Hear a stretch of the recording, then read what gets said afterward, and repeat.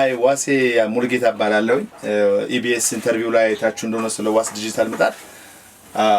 ይሄ አሁን የምታዩት ሁለቱ ለኢትዮጵያ ዲዛይን ተደርጎ የመጣ 220 ቮልቴጅ ነው ኢነርጂ በጣም ነው ሴቭ የሚያደርገው ይሄው የምታዩት እንጀራ መስራቱን ለማረጋገጥ ካስተመሮች እዚህ ገዳም ሰፈር ገብቶ አዲስ አበባ እንጀራ ሲጋገርበት ነው የምታዩት እና በጣም it works perfect ኢነርጂ በጣም ሴቭ ያደርጋል በተለይ ኮንዶሚኒየም ለምትኖሩ ለእናቶች ጠረጴዛ ላይ አድርጎ ለመጋገር በጣም ቆንጆ ፕሮዳክት ነው